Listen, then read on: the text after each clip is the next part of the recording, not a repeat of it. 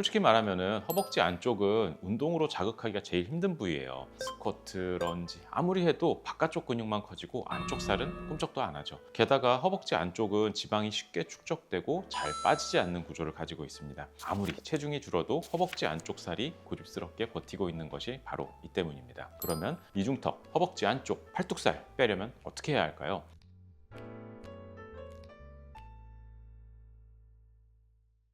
여러분, 다이어트 해보신 분들 많으시죠? 식단 조절도 하고 PT도 받고 하루에 10,000보 이상 걷기도 하고, 근데 이상하게도 빠지지 않는 데가 있습니다. 몸무게는 줄었는데 거울 보면은 여전히 신경 쓰이는 부위들, 맞아요. 바로 그게 다이어트의 함정입니다. 체중계 숫자는 내려가는데 원하는 부위의 살은 꿈쩍도 안 하죠. 얼굴은 그대로인데 볼살만 통통하다든가, 허벅지는 여전히 두껍다든가, 복부 옆구리, 러브핸들 왜 이렇게 질긴지, 이건 사실 우리 잘못이 아닙니다. 인체 구조상 지방이 유독 고집 세게 남아있는 부분들이 있어요. 아무리 굶고 뛰어도 잘 빠지지 않는 고집불통 살들, 오늘은 이러한 부위에 대해서 이야기해 보려고 합니다.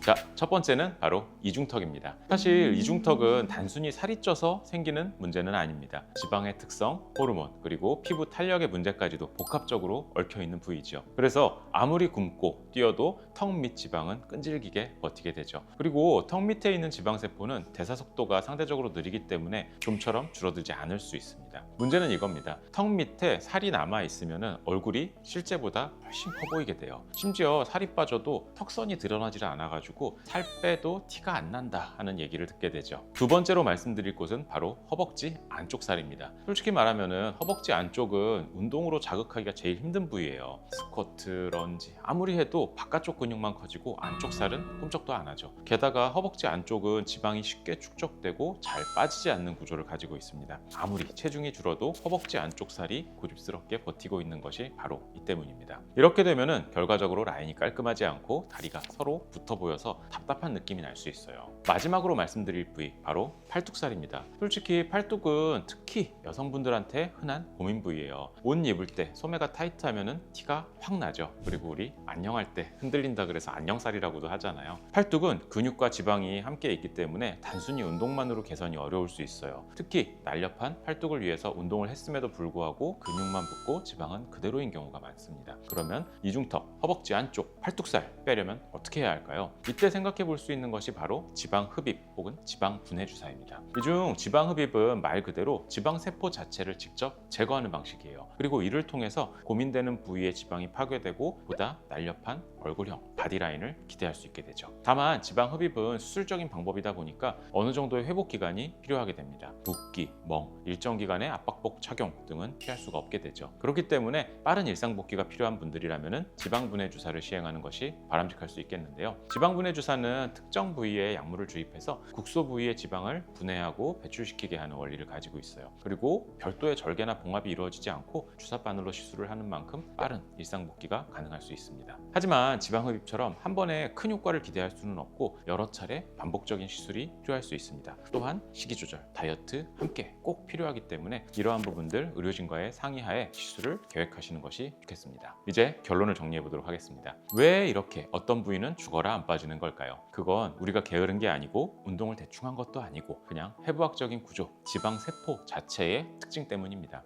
얼굴, 이중턱, 허벅지, 팔뚝 이런 데는 지방이 잘 안 빠지게 태생적으로 박혀있는 구간이에요. 호르몬의 영향도 받고 지방세포 대사도 느리고 피부도 얇고 늘어지기 쉽기 때문에 아무리 굶고 뛰어도 버티는 겁니다. 다만 지방흡입, 지방분해 주사와 같은 술의 도움을 받게 되면 해당 부위가 날렵하게 정리되는 효과를 기대할 수 있어요. 여기서 하나 중요한 거, 무작정 따라하면 안 된다는 거예요. 친구가 해서 좋다 해서 그대로 받으면 내 몸에는 안 맞을 수도 있습니다. 왜냐? 지방 분포, 피부 탄력, 체형, 비율 등은 사람마다 모두 다르니까요. 그래서 충분한 진단, 상담 과정을 거친 뒤에 나에게 맞는 방법을 적용하는 것이 바람직하겠습니다. 오늘의 영상을 끝까지 시청해 주셔서 감사합니다.